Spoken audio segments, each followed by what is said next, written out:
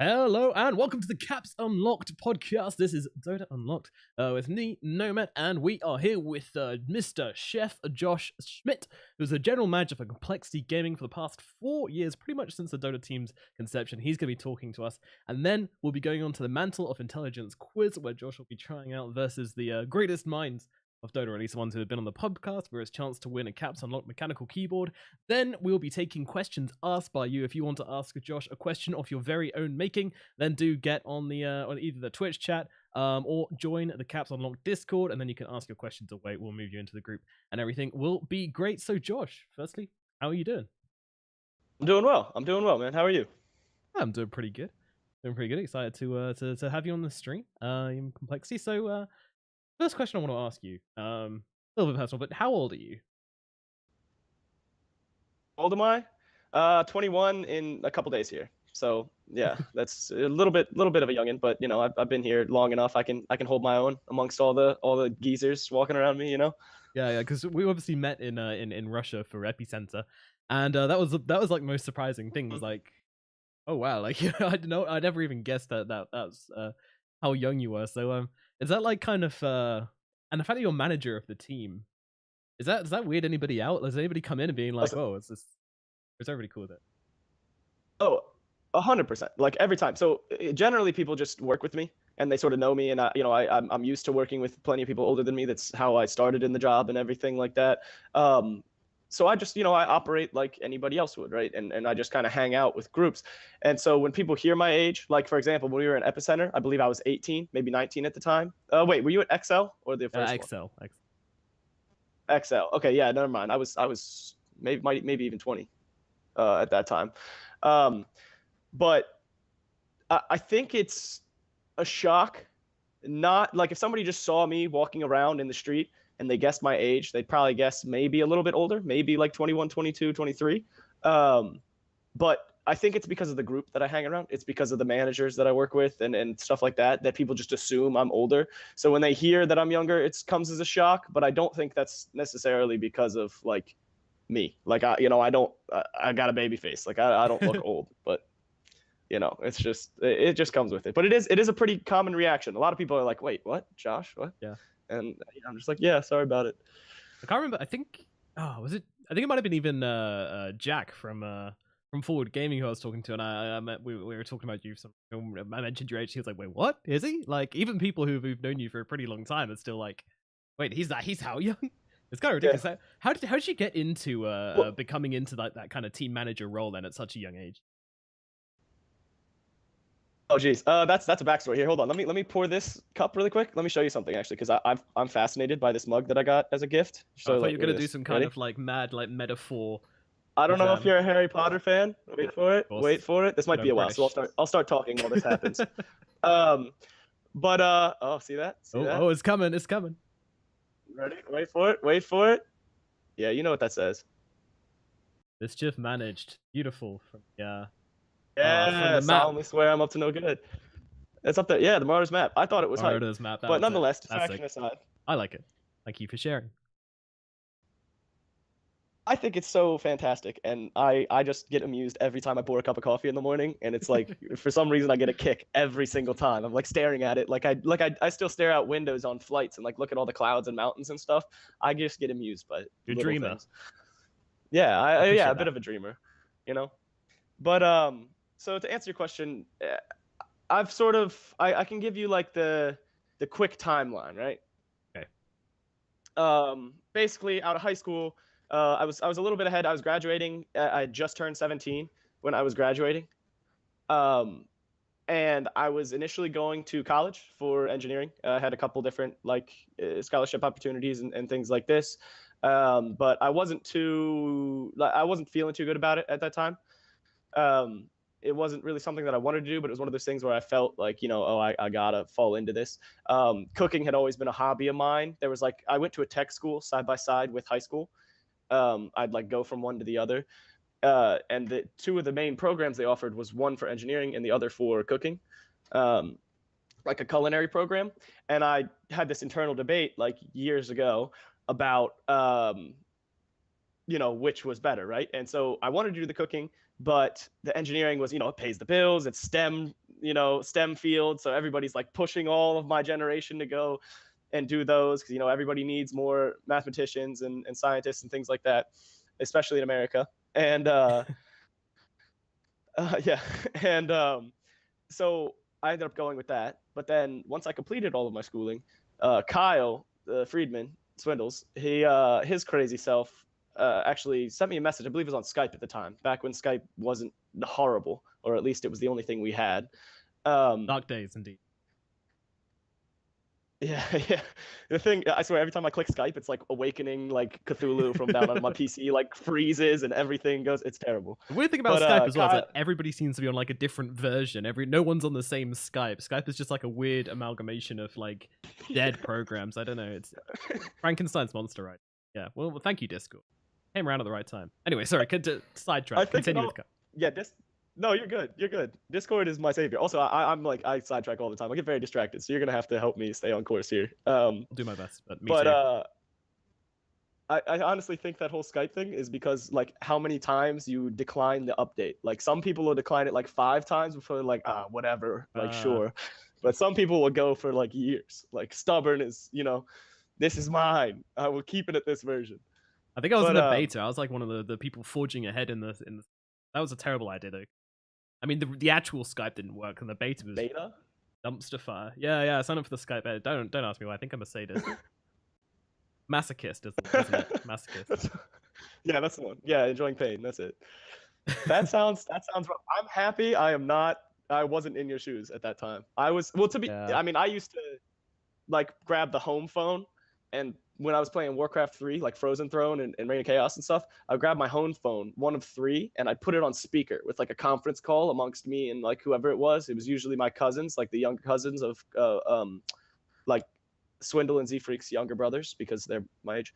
And so I would just have it sitting there, and we'd just be yelling for like 4-hour conversations into our mics, playing like Ice Escape or Battleships or Dota or whatever it might have been.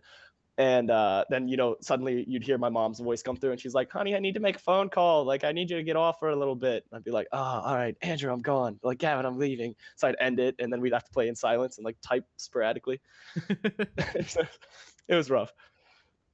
But yeah, wow, that was a large tangent. I apologize for that. That's all good. I like tangents. I'm very much a tangent based.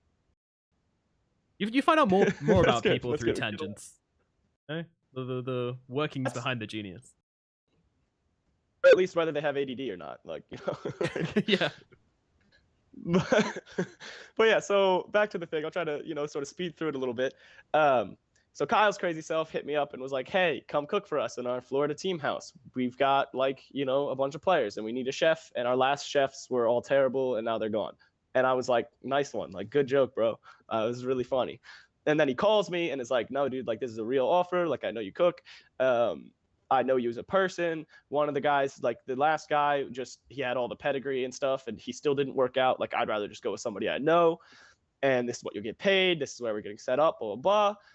And I was like, you know what? Yeah, sure. Like I think I would love this. Like I think it'd be great. So I told my parents. My mom had never traveled. She had never left the country at the time. Like I don't even think she had boarded a plane, maybe like once. And so she's like pushing me, like, go, yeah, travel, like chase your dreams, all this stuff. And then my dad is like big businessman, super serious guy. Like he didn't go to college when he was younger, and now he's like successful, but it like took him a much longer period of time than he would have liked, of course, at a young age. And I think that was sort of like his hesitation. He's like, I don't want you to end up in like this rough path because you make the wrong decision. So I essentially like had to pitch him on it, like PowerPoint presentation, like this is why I want to do this. This is why I think it's a good idea. This is what I'll learn. Like, that sort of thing. And he was like, yeah, sure. Like go for it. Like if this means that much to you, then just do it. Like I support you fully. And I was like, great. So I hopped on my first flight ever. I'd never been on a plane. Flew down to Florida. Lived with the guys for a few months, and then the company was just growing and growing. And then it came to a point where Beef, who was the Dota manager at that time, had to, he had increased responsibilities, so he needed somebody to fill his shoes.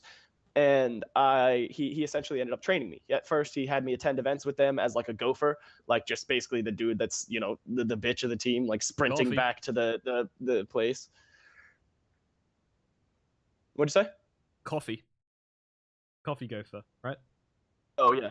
Yeah, yes, exactly. Or like SD cards that somebody forgot from a camera, or like, whatever it would be. Yeah, coffee was a huge role in it. Um, and so then, I ended up at a bunch of events, and then eventually he was like, yeah, like we've got this whole Cowboys thing happening now. And I'm like GMVP, or I'm gonna be GMVP. And then I became full-time probably 6 months in, maybe a bit closer to a year, maybe like 8 months after starting working with the team. I was like full-time manager, and I would attend events with them as the manager and all that stuff. And then as this Cowboys thing came into fruition, now we all moved out to Frisco, where I am now. We all got our own places, and we eat at the training table, which is where like the Cowboys players eat and stuff like that. So there's no longer a need for a chef. So I'm just manager now.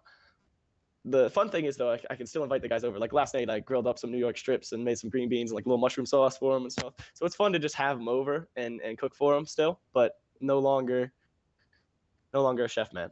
But that's basically just it, timeline, start to finish. Cool, very very thorough. Thank you. That's some cool insights. So I do like both Kyle and Zach are your cousins, right? So it was Kyle's main idea to driving force to get you joining up with the team and be the chef. Yeah, it was him. He was the one that like after the couple failures, it was his idea to bring me on board, and he just pushed for it. He gave me a couple calls. He made the team known about the option and stuff like that. Of course, Beef at the time is like, why are you telling me to hire a 17-year-old? Like, what are you doing? Like, and he was like, we need like an actual chef. Like, what do you mean? And Kyle just pushed for it. So he made it happen. And then I was on board. And then next thing you know it, I'm here on a podcast with your boy Nomad Casts. Oh, it's the name drop. Yeah, this is where it's all been leading up to, my friend. All right. So it you mentioned you were playing Warcraft with them all like before any of this, so you were into like gaming and like kind of Dota and Craft 3 before you were into the team, so kind of like the chicken and the egg, the Dota came before the team. Yeah, for sure. And when they used to play Han, so I was a big Han guy. I played a lot of Han. Sort of that was like transition phase. That was when I was still like, okay, you could still play Frozen Throne, but you could also play Han. That was like that awkward period. So I played a lot of that when they were playing competitively, and I followed them a bit, watched their games, and they dominated there. So it was like really exciting to go see them, because it's like, I know them, like I'm related to them. Like, hey guys, you're doing great, and then that was sort of my intro into the sort of like actual world of esports. That was back when I didn't even I'd seen bits of it existing, but now that it's just skyrocketed to what it is over the past few years, it's I think I got in at a pretty good time. Like I'm just along for the ride, hoping to make the best of it. Right, so I kind of feel like I get the idea that Complexity is kind of very much a kind of friendship and family based team, which sounds weird, sounds a bit cringy, but kind of that's what you guys have built up together over the time. So do you think that together? Yeah, exactly. Like the best friends playing Dota. Is that the case? Like it, yeah. Is that the case? Are you like, is that a big focus of the kind of Complexity organization? Not necessarily family, right? So so happened that we had the Vanguard brothers, Jesse and Limp, as well as the Friedman brothers, Kyle and Zach, on the same team, and then they looped me in. So it's very much from the outside. People are like, what is this? Like, it's just the nepotism and co. Like, fucking pull your family members over here, pick all the leaves off the tree, and hope for the best. But I wouldn't say that that's necessarily like, that's not really how it is, right? Like, so I always get uncomfortable. Kyle used to give me crap because anytime somebody would bring up nepotism, I'd get like really like quiet, because I was like, well, maybe that is the reason I'm here, But it's like, it's sort of nepotism got me the opportunity, and then hard work kept the job, and sort of ended up where I was. And so that's sort of how it works with a lot of people in this company. We tend to prioritize personalities and ability to work with one another and sort of be somebody that you actually want to be around, right? So in our office space, nobody's related there. We've got like our whole content team. We got like 6 guys, and then we've got the upper management like Beef and Fantasy and Jason Lake and Daniel, our sales guy, and Scott, and all these people. So um, you can walk into any office and everybody's happy to see you, no matter who it is. You're always happy to see them. And that's not because of family. That's because the people that are involved in this company that have been, long-term tenured employees are generally good people. And so that's very high on the priority list in the eyes of a lot of people in complexity.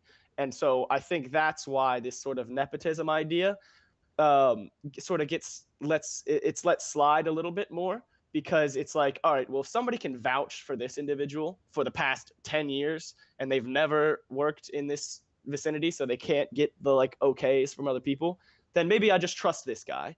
Yeah. Because I trust the person suggesting him, So that's sort of how it is. Okay. All right. That's fair. Before I do want to talk about complexity a little bit more, but before just to stick on yourself. Are you still playing Dota now? Are you much of a player? Not okay. So actually, I've been playing Blackout a lot recently. Not Blackout, but Black Ops 3. Right. And I've been enjoying that. But the past couple months or so, I've been getting back into Dota. I had an account in Florida that I had calibrated initially to like 2.2K, and it was terrible. And I got it. I grinded it all the way up to like 4.5. And that was about the peak that I got to. I sort of stopped grinding. I just had other responsibilities, and I just, I didn't play nearly as much. And then it got to this point where I was just like, I'd queue like once a week or twice a week, and I'd lose, and I'd be like, why did I even try this? Like, it just feels bad.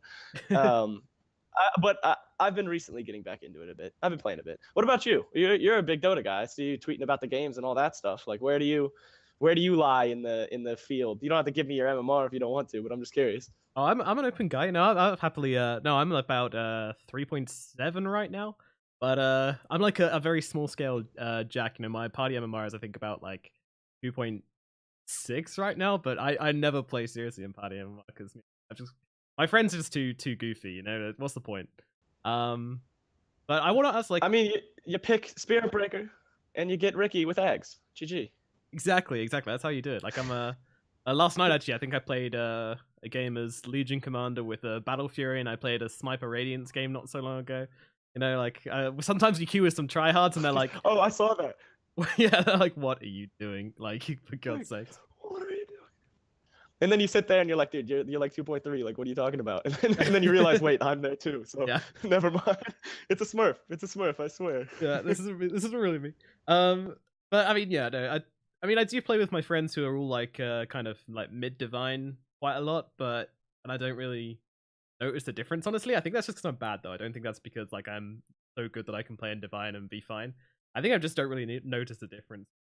I mean, yeah, I have a lot of fun playing it. I've never. Honestly, I think I really don't think there's that much of a skill gap from like. People are probably gonna disagree with me on this, but I'd say from probably like, I don't want to say 2s. That sounds low. Probably like 3K to like nearly 4. That's like a horrible place to be. I hated playing through there because everybody's like these.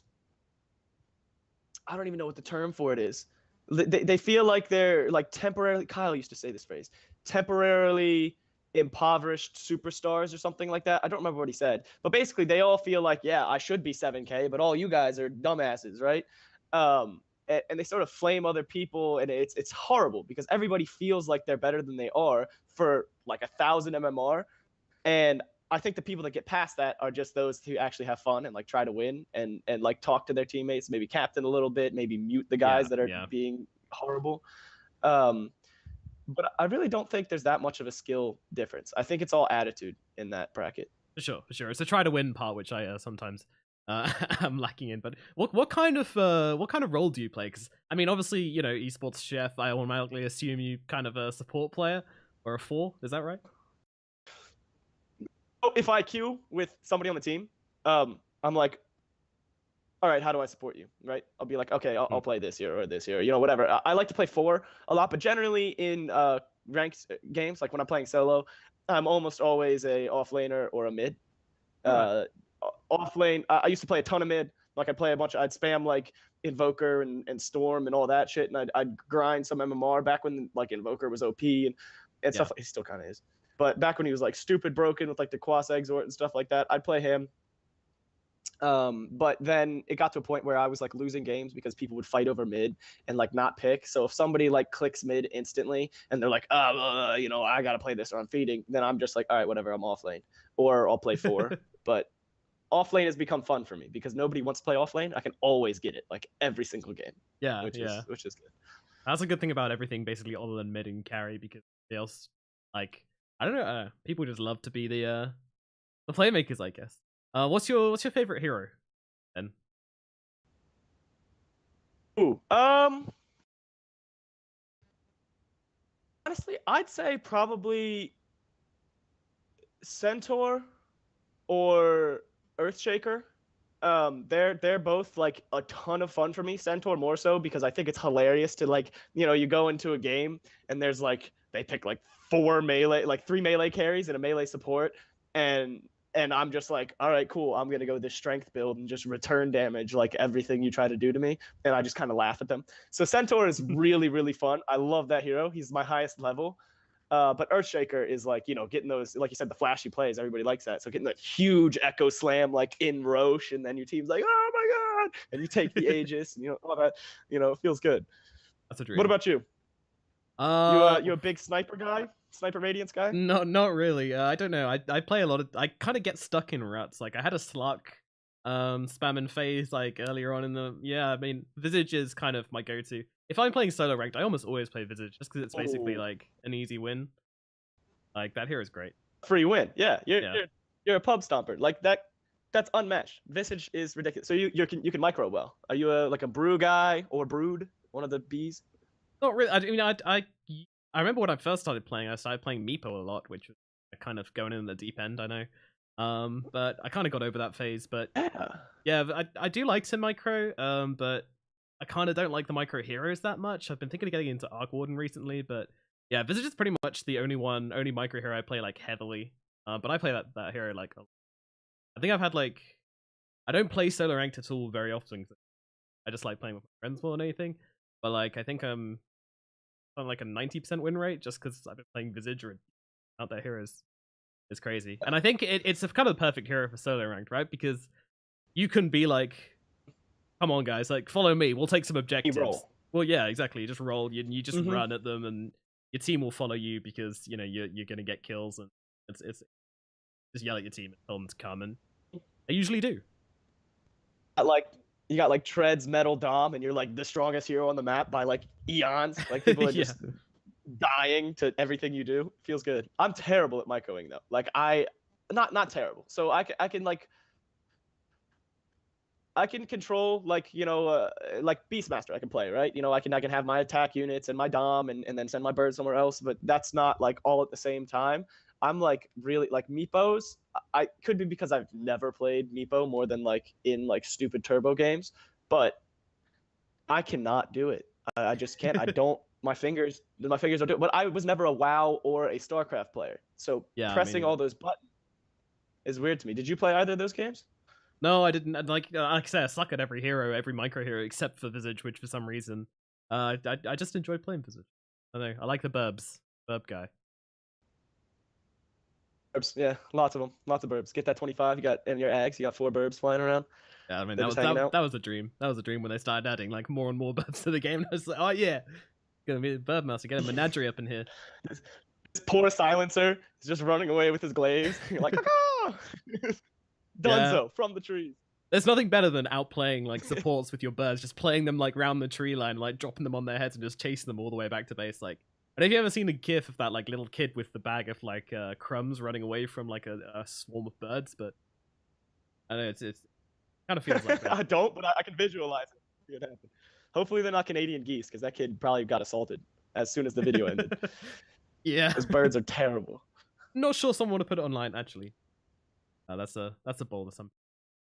All right, so one more thing I want to go through.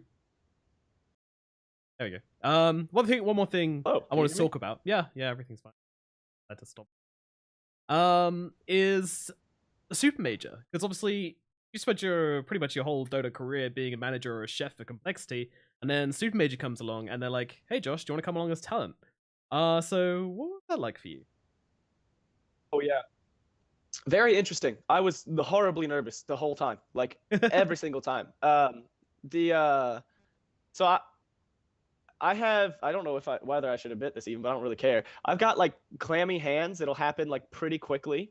Um, Oh just no. for no reason. Like Oh no, if I get Reddit. That's gonna be nervous front page or of Reddit. anxious. ChefJosh has clammy hands. Yeah.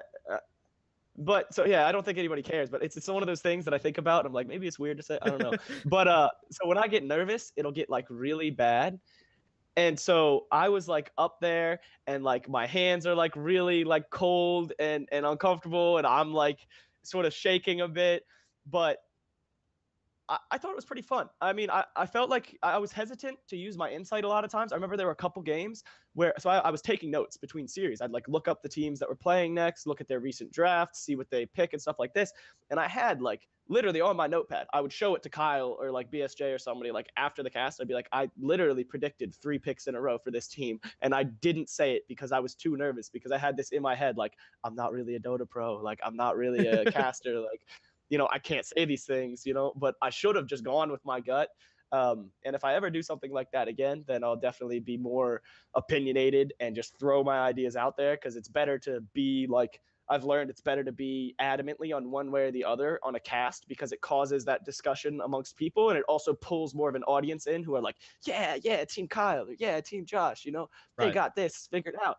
And so it's much more entertaining that way. Yeah. No, I get what you're saying. So like, yeah, I mean, I think as well, like, as you got invited to that, I thought it was a great idea personally, and I was thinking like, they're clearly, they've got fantastic analysts, and now they just kind of want this insight for the teams which you give, and I thought you did it well, considering it was your first event. Would you? And you said if you were invited, so you definitely do it again if someone asked you. Yeah, I mean, yeah, I would definitely do that again. I thought it was a lot of fun.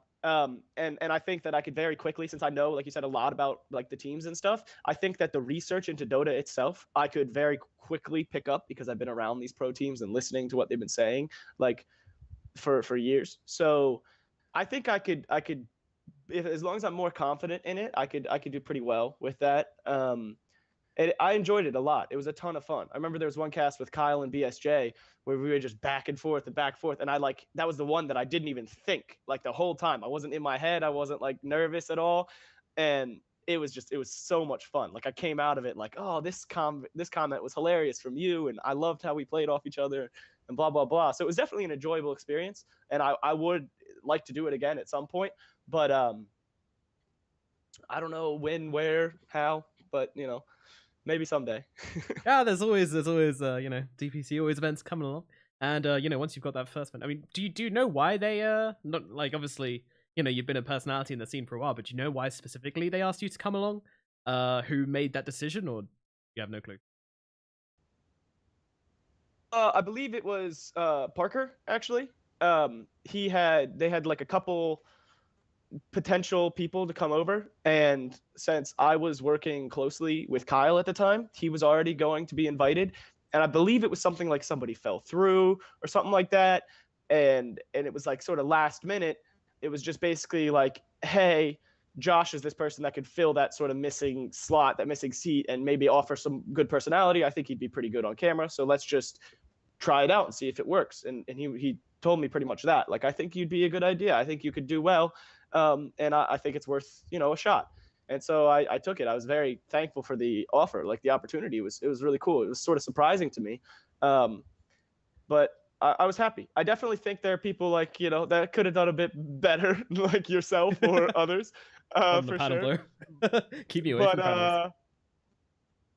But I mean, I was appreciative of it. It was definitely fun. Yeah, no, you could definitely tell. I believe it was Parker's idea. Thanks, Parker. Good idea from him. Now you mentioned thanks, Parker. Good guy, Kyle. Parker. Yeah, always sticking up for whoever he deems cool in the scene, which is almost everybody. But Gods is lovely.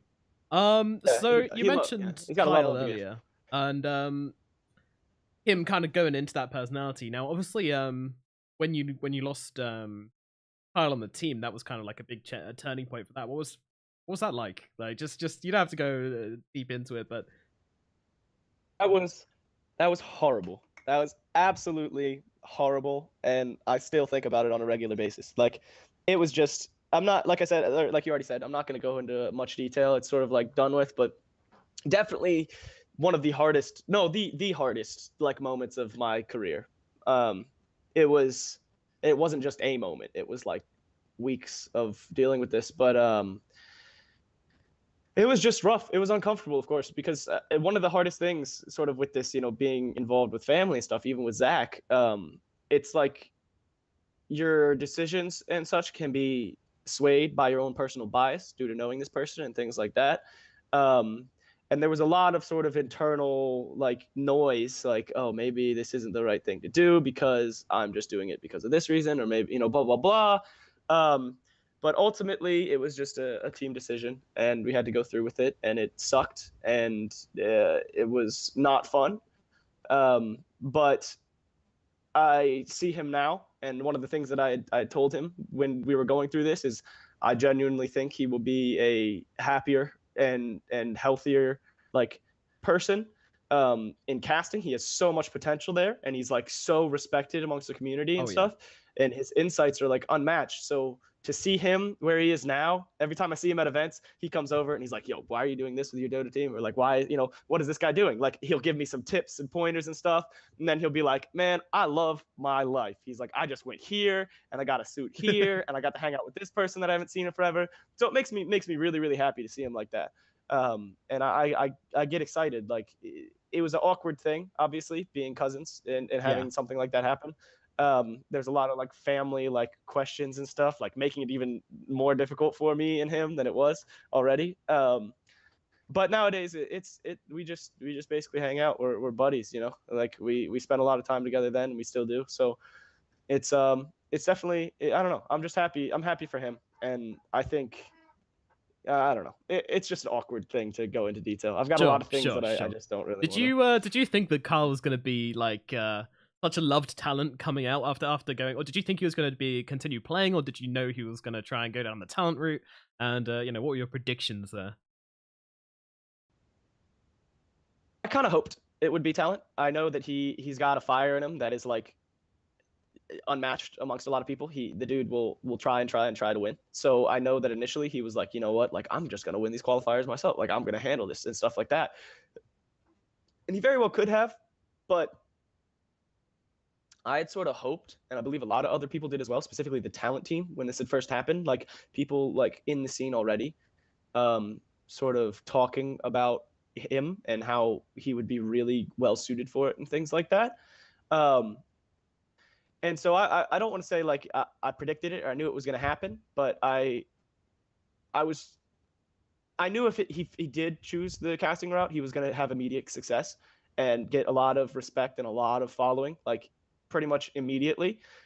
So I was happy that he made that decision because, as you can see, it's worked out greatly. And the dude does nothing but tell me like how excited he is to do things now. So I was very glad, and I sort of saw it coming, and I very well hoped it did, and it came to fruition. So that's good.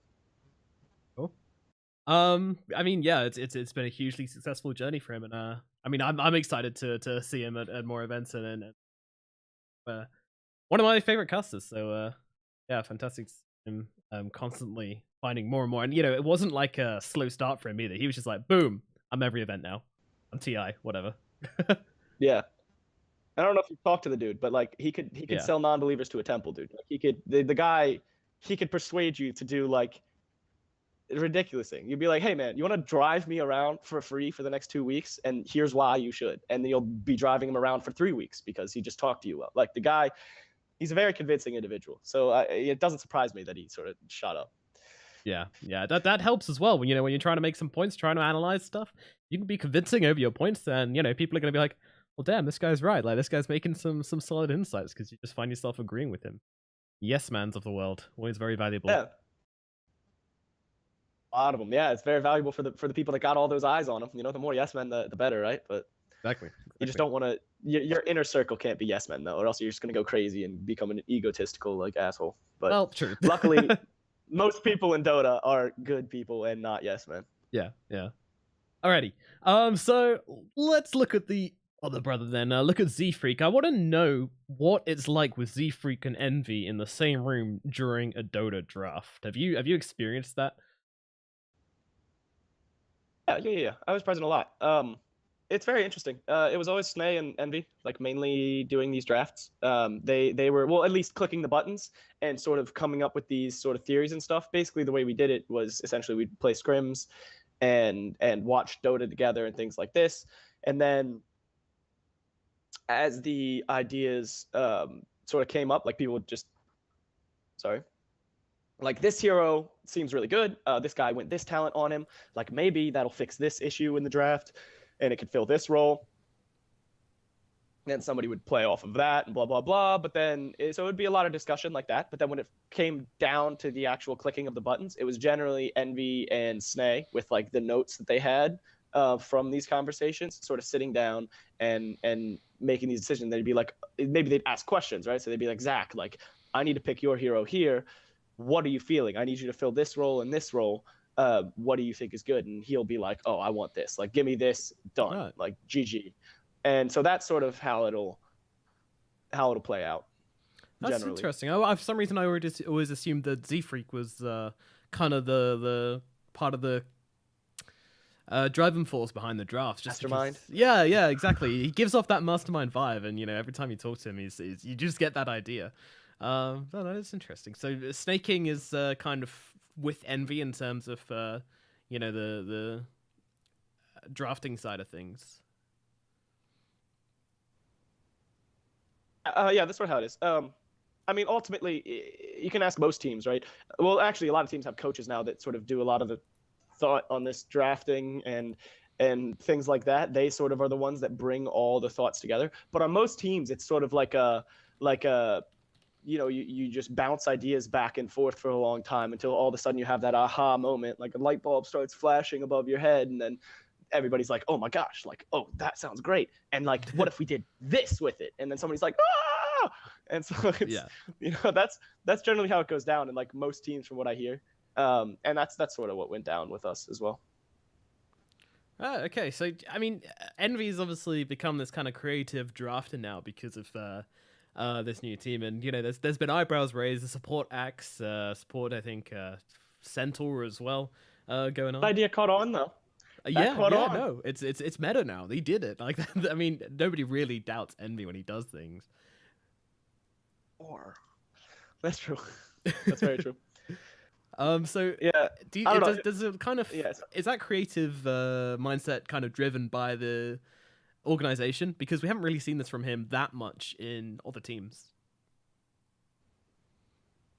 Honestly, I think it's a lot because of the players. I don't think it's an organization thing. Like I don't go in and tell them how to draft or anything like that, and nobody else really interferes with the Dota team. I think for him specifically, like in the past, it's been Zach and Limp, like to play specific heroes and roles, and some of them are kind of wonky, and so we like to work around that rather than just following meta like 100%. And then I think Envy, when he came into this 5 role, so like for example this Axe 5, he came in the team and was like, I'm just gonna play every core as a 5 in my pubs at least like 4 times and see what happens. And so he'd be like, dude, their enemy team has like 4 heroes with 4 spells apiece. Give me 5 void. And he'd dedicate a chrono to like D-ward. Like it's just like, what's going on? But he's like, my W is ridiculously overpowered right now. Like, give me it. And so he sort of make ideas like that. Like he was like trying to figure out how he could make his 5 role like a tricky thing for both draft and play. So like, somebody picks a second pick, like I don't even know, maybe even TB, right? You get a 6 and you sunder your carry. Yeah. Like, oh, who knows? So I think that's sort of why he was suddenly changing up his drafting so much, is because of that swap. Right. Okay. Yeah. I mean, that makes a lot of sense actually. Is this something which is gonna change, or is this very much part of the DNA of this new team, and you think they're gonna start working on? Because obviously, the minor didn't go exactly how you wanted. Has there been any kind of thought about changing that style, or is that kind of now part of your homemade pie? I think it's just kind of how it is, right? Like you can always refine and fine tune certain ideas and certain things, but like the initial ideas of the team um, are not. I mean, the ideas aren't solidified, but the sort of way we go about things is pretty set. So I don't think that will change all too much. And I think that's a benefit, right? So people that are always constantly trying to be creative and come up with new things to outsmart the opponent, maybe reset the meta or beat it through mind games or something like that. Because Dota is like 60% draft. Like the game can just be over there. So I think I don't think that's something that's going to change. Alrighty then. So I think that's about it in terms of complexity in the team. Like, I mean, are you expecting? Nah, that's a stupid question. Well, how else can I phrase it? Are you? There's no such thing as a stupid question. I mean, I was gonna ask, are you expecting big things from this team? But like, more, why do you think this team is gonna work? Let's put it like that. What's the winning piece of this puzzle?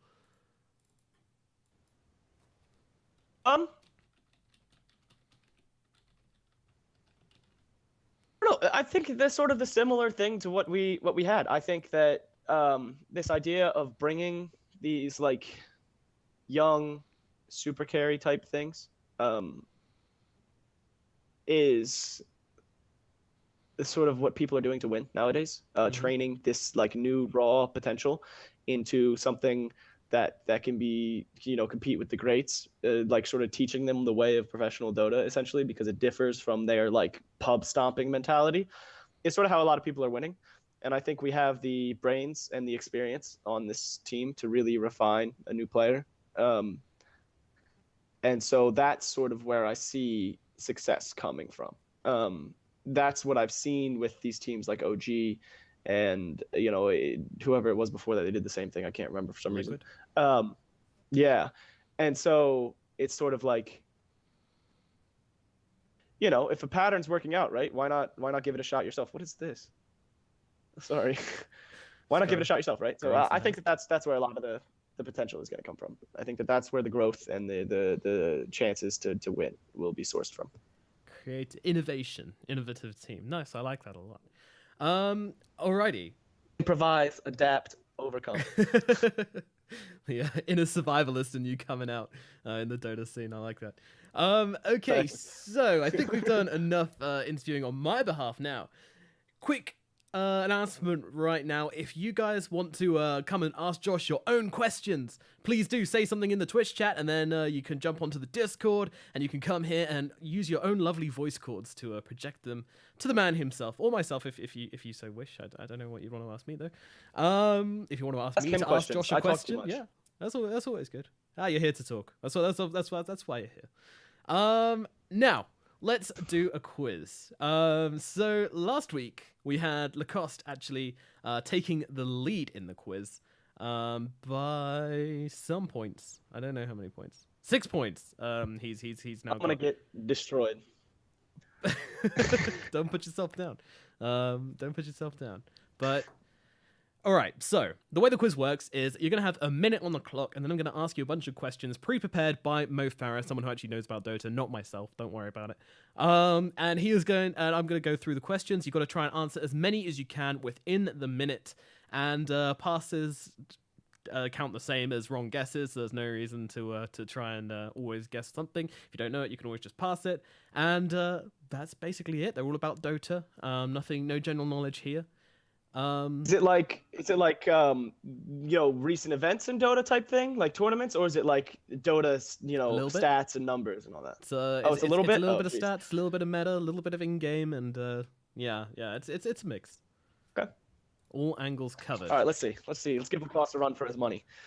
All right, now I don't have a co-broadcaster with me this time, so I'm gonna have to do the timekeeping, question asking, and scorekeeping all by myself. But luckily, I'm a very talented guy. You'd be amazed to hear. So that's good. You have 3 arms by any chance? Shiva. Some people have said. X's. Anyway, quiz number 1. Sorry. I'm not gonna. That was low. That was. Not getting paid for this episode. All right, Josh, you ready? I believe so. I think I'm all set. I've drank a lot of coffee, so I'm sort of wired up. I think I'm just gonna give it a go and hope for the best. Wired, ready to go. All right.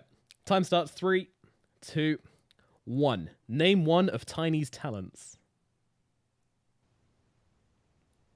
Boulder toss. It's called avalanche. Sorry, go. Cool. How long does Juggernaut's Blade Fury last for? 5 seconds. Oh, yep. It's a little bit of lag on the Twitch chat, so I'll give you one more afterwards. Name one of the teams that finished 13th to 16th at the Kuala Lumpur Major. J-Storm? Nope. Which hero has Wrong. the highest pick and Did I ban answer rate at the Kuala Lumpur Major? It's pick and ban rate. Oh, geez. The ban is what throws me. TB has been picked a ton. I'm going to say TB. Wisp. Name 2 heroes with a stun that are also strength heroes. Heroes with a stun that are also strength. CK and Earthshaker. Perfect. What is the only item that you can build with the Quelling Blade? To be an Iron Talon. Cleaver. Battle Fury. Perfect. Sorry, Han boy. What hero has the chat wheel line, "I won't lie, that was unexpected"? What was unexpected? Pass. I don't know this one. Which ex-Fnatic player is currently working his first event and analysis at the Kuala Lumpur Major? Fnatic? Oh, I don't know. Pass. I should know that. I don't. All right. It's not off the top I'll of my give head. you one more since the lag seems to be slowing you down a little bit. If all the heroes were put in alphabetical order, which one would come first? Good apparition. Abaddon. Wrong. Oh, wow. How did I miss that? Oh, you said it right, though. Moo would be very pleased for you saying Abaddon instead of Abaddon. Oh, yeah. That's an American thing. Everybody's saying Abaddon over there. What was your answer to the first one? Yeah, he'd be like 1B, 2D. What, the tiny question? Yeah. I didn't first quite one? catch that coming through. What did you say for it? I said boulder toss. I just said toss initially, and then I said boulder toss, but then I said avalanche afterwards because I wasn't sure if I was making the right phrase. Oh, we actually said talents, not skills. Oh, really? Oh, I misheard that one. Do you think you would have got Oh, that well. one if it was talents?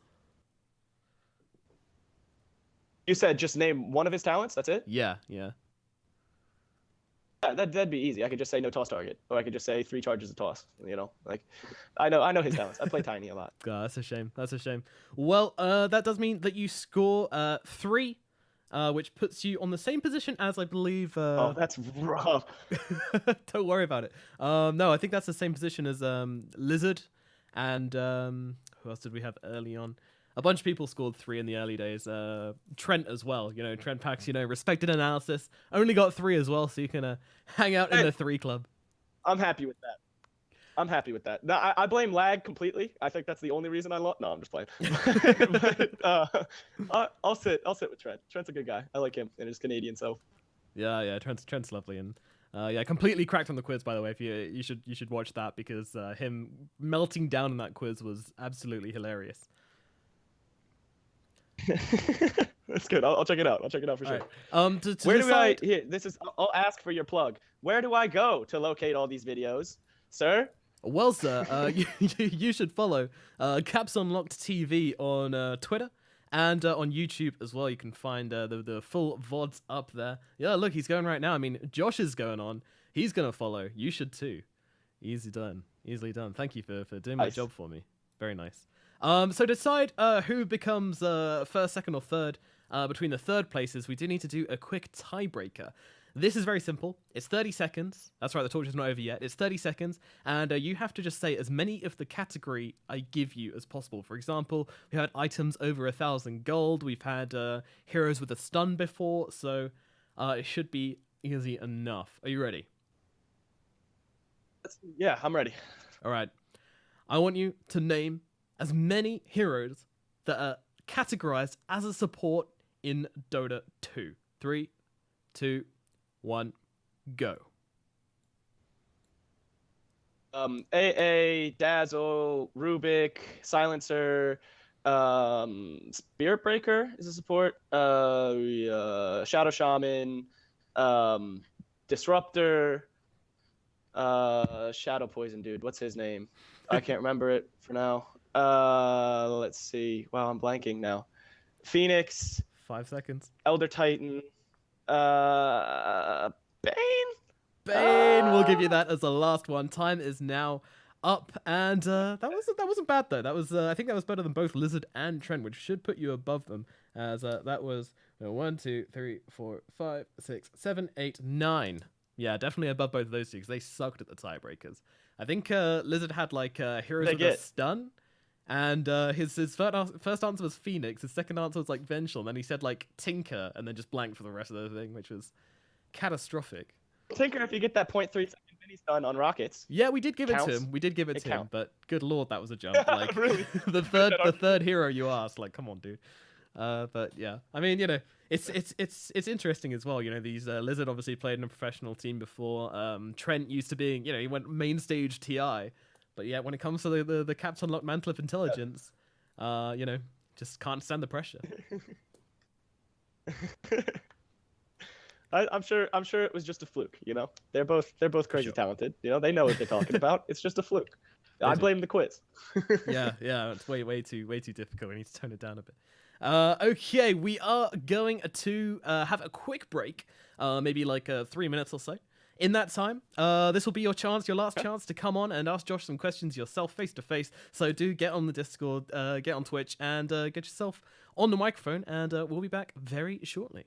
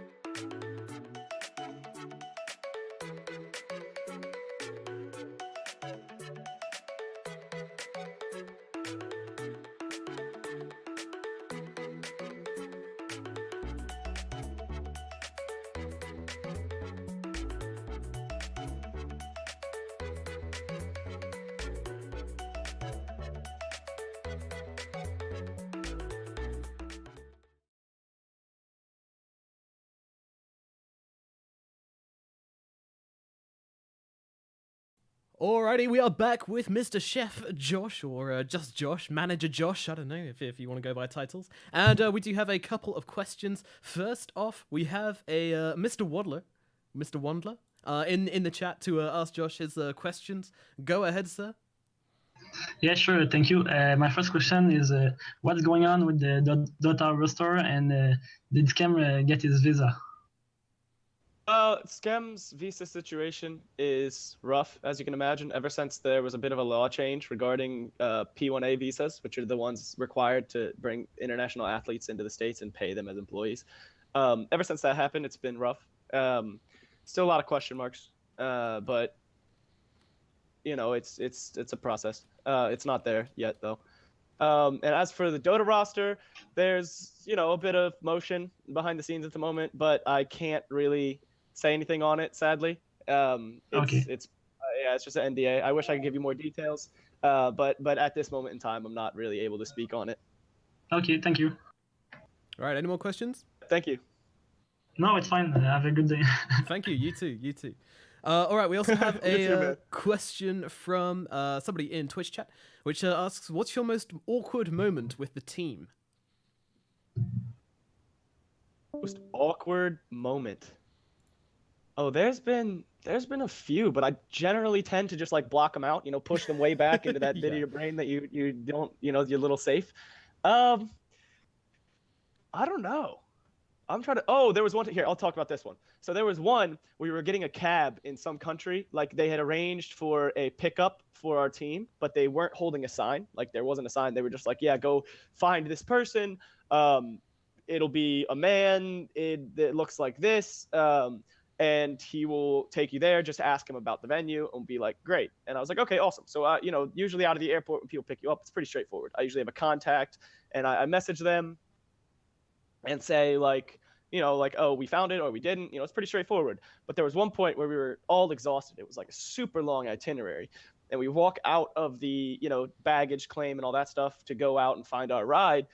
And I'm like looking around, you can't find this guy anywhere. It's like 20 minutes, like can't find anything.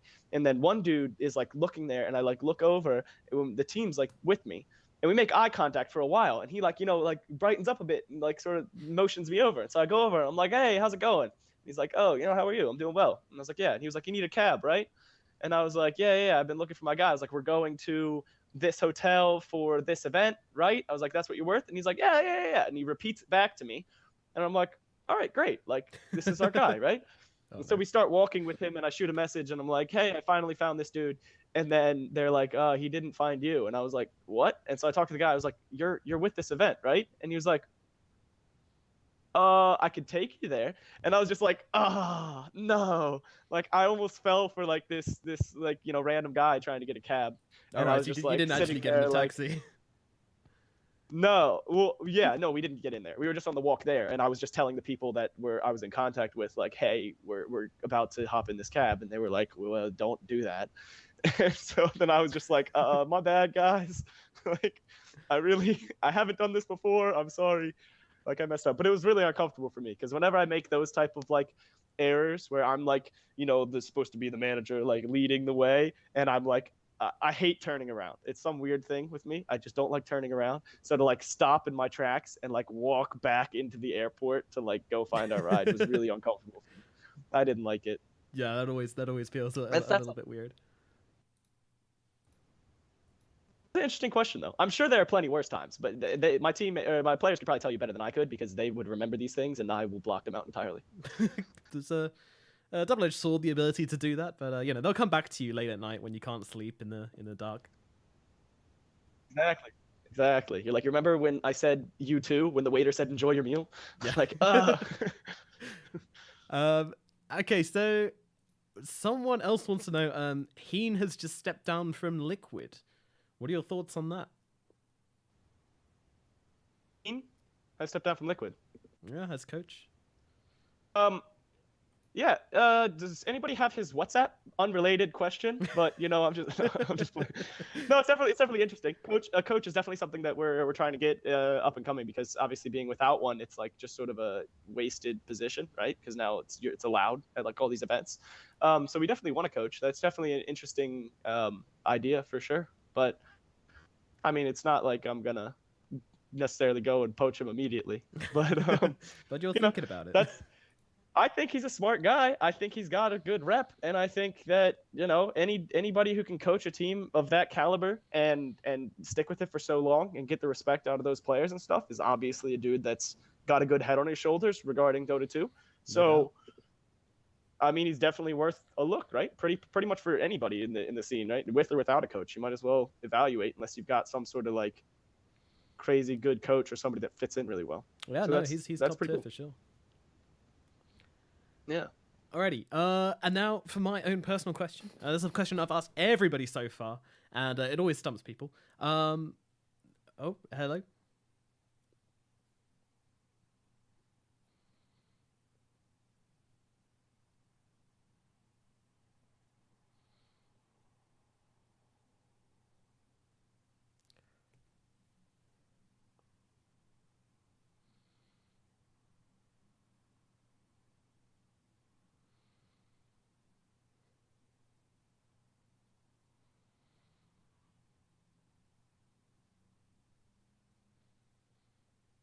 Those questions where like you won't say anything until I react and time it. Oh, okay, we're back. Yeah, no, I don't know. We had a freeze going on. My question is, picking up where we left off, is what is if you were a hero in Dota 2, what would your ultimate be? So if the chef, the esports chef Josh, was a hero in Dota, what would his R be? Is this like a real hero's ultimate, like I'm picking and choosing out of them, or am I creating one? Nope, you're creating one for yourself. For example, Trent, he was going to be a hero which would give vision across the map for like 5 seconds or whatever with his ultimate. I think Lizard says that he would summon his puppy. Yeah. Lizard said that he would summon his dog Popan to come and fight or chase people or bark or sing with him. I don't really know. So what would yours be?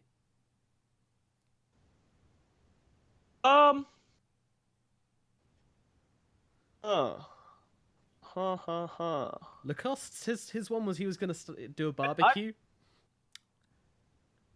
Yeah, I think I've got mine. So I think mine would be like an AOE, like sleep, kind of like Naga, but much shorter duration. And like it's like ET sleep, so like don't wake the baby, right? If you damage one of the units, then they wake up. So I'd say like feed the crowd, right? So if everybody eats a bunch and you get all sleepy and everybody takes naps afterwards, like we're all gonna do after Thanksgiving, that's it. So it'll be like, do I have to make a name for it? I don't know what I'd be called. You don't have to get that. Just the function is fine. No one else has named their skills, but if you want to, then you can go ahead.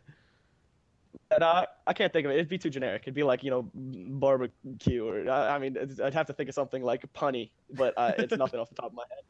Wait, so who would you put to sleep? The enemy team? AoE, yeah. So like AoE sleep, kind of like Naga, where you're like, boom, like some big wave. Rather than being a channeled and nobody can damage and nobody can wake up, it'll be like a 3-second sleep in an AoE around you, maybe the size of like, I don't know. I was about to say Torturer. That's a Han hero. About the size of like, I don't know, Razor's pulse thing. Okay. And then they just go to sleep for like 3 seconds, and you can just blow somebody up, like target one person, and nobody else can react for like a couple seconds. It might have to be shorter though, because that's a lot of disable, so that'd feel pretty broken. But yeah, I mean, all the time like nearly has that, other than the charge up time. But yeah, no, I like it. I think it's interesting. Definitely need more sleeps in Dota. Elder Titan, he's already like nearly there, right? Oh yeah, basically, but he's like, yeah, and then you got the whole. I mean, yeah, that is basically it. But I think like an instant, like and just around. Oh you. yeah, So yeah, not no, like no, you it's have way this stronger. For spirit sure. that's like this is where we're gonna do it. It's like boom, boom, and then everybody just gets a bunch of like stakes thrown at them, and then they're like, Yeah, and yeah, then blinking that's and it. sleep. I thought at So, first yeah, I thought you meant for instant. like your own team, so like you put them to sleep, but then you heal them up really hard as well. And if they get woken, then they stop healing. Yeah, that could be pretty cool actually. Like an AoE Winter's Curse type thing, but like they can actually be woken up. Not Winter's Curse, whatever the freezy thing is with Wyvern. Oh right, yeah, cold embrace. Healy Ice Cube. Yeah, Cold Embrace. Yeah, but for everybody in Yeah, there. so that's probably it. That'd be probably interesting. could have been a bit more creative with it, but you know, it's what came to mind, and I just got to go with my gut. So Hey, you're on the spot. We had some Literally. guy who said that he would just have Warlock's ulti, but he clapped. Like I don't really know how that's different from Warlock's ulti, but just that's it. Like you're still summoning a golem. It's an yeah, AoE stun. exactly the But same. Yeah. I know, you're man. just like, I like it. It's a Yeah. little. you gotta have, you know, the creatives in the world and then the rest, you know. That's fine. What about did you think of one yourself? Do you have an ulti for yourself? I did actually before. Oh yeah, I think I was just like basically I just cast at people, choose one person on the enemy team, and then you get like vision on them, and they just get like my voice, like a single voice channel down to them, but just like ridiculously loud, so all they can hear is me just yelling at them for the rest of the game until they die. So they probably just end up feeding themselves to the fountain to make it stop. Wait. So you hit a button and you click an enemy hero, and all they can hear is you. Yeah, it's just louder than anything else on their PC and until they die. So it's basically gonna either make them commit suicide be or turn amazing. off all comms. Yeah. That would be so good. That would be horrible for the game of Dota 2. Well, I mean, I was thinking this for Bane's ulti actually. Like, I thought it would be hilarious if Bane's ulti you could do that. You could just like open a comms which they could not mute, and like that would be an awesome feature, wouldn't it? Anything? How's it feel over there? Yeah. Yeah, like, But you don't like that. mauling Like you. Look, your team's dying around you. It's just you and me that'd be now. abused. Oh, for sure. Wait, one quick question actually. Did you ever play Han? No, I didn't. Han, there was an actual hero called Nomad. Nomad was amazing. I love that hero, like Pub Stomper, and his was just a like a whatchamacallit, a counter, like in Smash where you like ting, and then if somebody hits you, that you hit him back with like crazy high damage. He would just go into like this mirage form for like 2 seconds, and if anything hit him, he'd send back this huge shockwave and it'd stun them and damage them. So I was thinking, I was hopeful, you know, but I think your idea is much better. So. Probably not from a tactical perspective, but definitely from an interesting perspective, I think it wins. From pubs, for sure. Yeah. That would increase my fun by a lot for at least one game before somebody did it to me, and then I'd be like, ban the hero, get him out. All right, one last question coming through. Who is the funniest member of Complexity? Is the funniest member of Complexity. Honestly, I'd probably say Zach. He is hilarious. Like, people don't see it very often because he's sort of reserved on camera, or if he doesn't know people very much. But me and him in like public, we'll start like on the opposite ends of grocery stores. He'll start being like, "I'll stand by you," and we'll just like, "I'll stand," and, like start screaming or like dancing or joking around. And he always does these like little, like he'll sit down and ponder over a conversation while everybody else is talking, and then he'll be like, "And boom," with like one comment, and everybody's rolling. Like it's just like the perfect little like slide in right here, little quip. He's really funny. So I'd say probably Z-Freak. Yeah, no, that's nice. I can definitely picture that of him. I haven't really talked to the guy too much, but I've heard stories from everybody else, and all kind of seem to say the same thing. There's a big mind behind the guy, behind the quiet veil. A lot of character to discover. Yeah. Or, yeah, you just got to get to know him a little bit more. Yeah, absolutely. All right then. We are now, I say out of time, but we don't really have a time, or we just kind of go. But we've gone through everything we want to go through. I feel like we've had a great time. Thank you so much for coming on, Josh. It was a blast. I had a lot of fun. I hope you did as well. Yeah, thank you for the invite, man. It was actually a ton of fun. I enjoyed talking with you. It's been a while, so always fun to have a conversation with old friends, right? It has been a while. Yeah. Hopefully we can meet up at some stage at an event in the future. ESL Birmingham maybe. Come down. We'll have some fun. Until then, we'll say adios, and thank you very much for watching and asking your questions as well. Special shout out to the Wanderer for coming on and voicing his question to us. And thank you very much. Of course, throw Mr. Josh a follow on Twitter, follow Caps Unlocked TV, and follow myself as well if you so desire. And we shall see you next week. Goodbye.